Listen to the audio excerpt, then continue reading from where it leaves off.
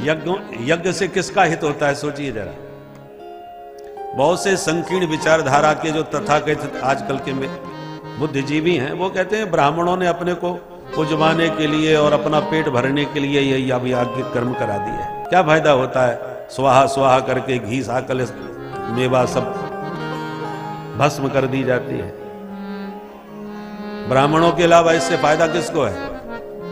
ऐसा तथाकथित बुद्धिजीवी आजकल के बहुत से लोग तर्क करते हैं। परंतु अब धीरे धीरे यज्ञ का विज्ञान लोगों को समझ में आने लगा। आधुनिक विज्ञानों ने यांत्रिक पद्धति से रिसर्च करके ये शोध करके सिद्ध कर दिया है कि जिस क्षेत्र में यज्ञ होता है उस क्षेत्र की न जाने कितनी दूर तक प्रकृति विशुद्ध हो जाती है, प्रदूषण मुक्त हो जाती है। और यदि इसी प्रकार से यज्ञ होते रहें तो जो ओजोन परत जो जिसमें छिद्र हो गया है, जिसके कारण सूर्य का ताप बढ़ता जा रहा है, जिसके कारण आज पूरा विश्व चिंतित है, क्योंकि जो गैस, जो फैक्ट्री का धुआं और जो आजकल हजारों लाखों की संख्या में हर जगह जो एसी लग गए हैं, उसकी जो गैस निकलती है गर्म हवा, इससे प्रदूषण इतना ज्यादा व्याप्त हो गया है कि वो ओजोन परत जो है उसमें छिद्र होने लगा है।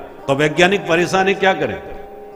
बोले इसी प्रकार से यदि यज्ञ का धुआं निकलने लगे, जगह जगह पर यज्ञ होने लगे, तो वो जो दोष आ गया है ओजोन में वो सब दूर हो जाएगा। ये वैज्ञानिक सिद्ध कर रहे हैं, ऋषियों की बात नहीं कर रहे। ऋषियों ने तो बहुत पहले ही सिद्ध कर रखा है यज्ञ का वैज्ञानिक स्वरूप। पहले प्रत्येक ब्राह्मण के नित्य नियम में हवन था। त्रिकाल संध्या करना, नित्य अग्निहोत्र करना, बलवैश्य देव करना, ये ब्राह्मण कर्म है, द्विजाति कर्म है, केवल ब्राह्मणों का ही नहीं, क्षत्रिय वैश्यों का भी ये कर्म है। उससे प्रदूषण मुक्त शुद्ध जलवायु होता है। अब रही बात ब्राह्मणों का ही यदि भला होवे तो जरा सोचिए यज्ञ करने पर किस किस का भला होता है। सबसे पहला भला तो चतुर्थ श्रेणी के लोगों को होता है। ब्राह्मण, क्षत्रिय, वैश्य, शूद्र 4 वर्ण हैं। तो जब यज्ञ किया जाता है तो सबसे पहले किसको बुलाया जाता है? कारीगर को, कि यज्ञशाला का निर्माण करो। तो यज्ञशाला कौन बनाएगा? कारीगर लोग बनाते हैं। और कारीगर प्राय कौन होते हैं? चतुर्थ वर्ण के लोग होते हैं। तो पहला लाभ किसको हुआ? चतुर्थ वर्ण को हुआ। कारीगर ने पूरा यज्ञशाला का निर्माण किया तो उसका सबसे पहला लाभ हुआ, उसको पारिश्रमिक मिला। उसके बाद जब यज्ञशाला तैयार हो गई, निर्माण सब तैयार हो गया, तब पंडित जी ने बढ़िया लिस्ट बनाई सामान की कि ये सामान यज्ञ में चाहिए। तो यजमान सबसे पहले यज्ञ वो सूची लेकर के, सामग्री सूची लेके कहां गया? वैश्य की दुकान पर, सेठ जी की दुकान पर। और सारा माल यज्ञ के लिए सेठ जी से खरीदा गया। तो दूसरा लाभ किसको मिला?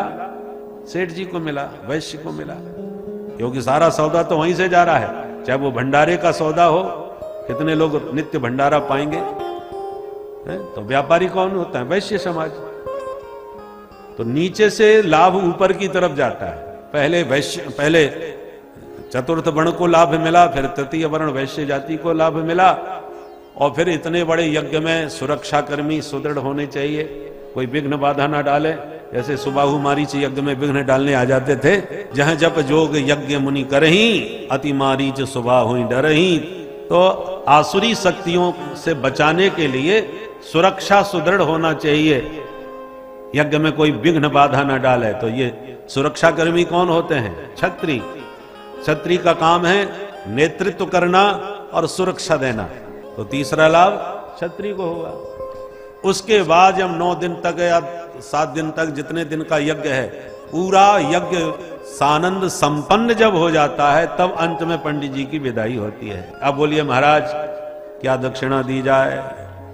और तब पंडित जी की, आचार्य जी की विदाई में सब लोग स्वाफा बांध के इकट्ठे होते हैं कि महाराज बहुत खर्चा हो गया, 9 दिन में भंडारे में इतना चला गया, इतने का घी आया, इतना सामान इसमें चला गया, अब जो बचा है महाराज वो सब उसी में संतोष कर लो। तो हाथ जोड़ के समझा बुझा करके वह आचार्य जी को खुश करना पड़ता है, जो मिल जाए सो ठीक है। तो किसका लाभ नहीं हुआ? चारों वर्णों को लाभ मिला कि नहीं? जितना आप लोग कहते हैं घी हवन में डाल करके आप खत्म कर रहे हो, बर्बाद कर रहे हो। अब जरा सोचिए, यदि आप शुद्ध घी का भंडारा करवाएं, पूड़ी मालपुआ बनाएं, तो जो आपके परिचित होंगे, इष्ट मित्र होंगे, वही भंडारा पाएंगे। जो आपका दुश्मन है, जिसको आप पसंद नहीं, या जो आपको पसंद नहीं करता, वो तो आपके यहां भंडारा पाने नहीं आएगा। दूसरी बात, जो विधर्मी है, जो आपके धर्म से संबंध ही नहीं रखता, वो भी नहीं आएगा। जो आपके स्वजन बंधु बांधव होंगे वही पाने आएंगे। किंतु जब आप हवन करेंगे, हवन से जो दिव्य यज्ञ का धुआं, सुगंधी निकलती है, अनेक जड़ी बूटियां भी होती हैं साकल्य में, वो जब सुगंधित निकलता है धुआं, वो पूरी प्रकृति को सुवासित करता है। अब पड़ोसी से भले ही आपकी बोलचाल बंद है, पर वो पवित्र धुआं उसके घर को भी शुद्ध करेगा। जो विधर्मी आपके धर्म को मानता ही नहीं है, आपके यहां एक दिन भी नहीं आया, पर वो पवित्र धुआं उसके घर को भी शुद्ध करेगा, और फिर पूरी प्रकृति को, वातावरण को शुद्ध करेगा, ताकि जलवायु शुद्ध हो।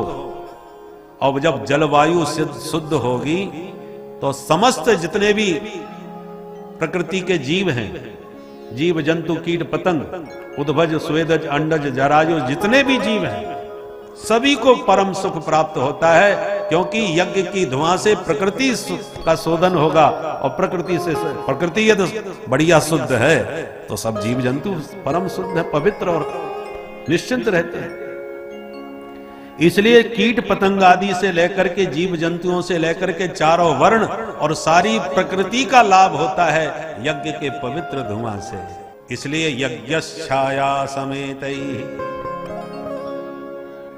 वेद मंत्रों के द्वारा जो यज्ञ संपन्न किए जाते हैं, ये वेद रूपी वृक्ष की शीतल छाया है, जिसमें सबको परम सुख प्राप्त होता है।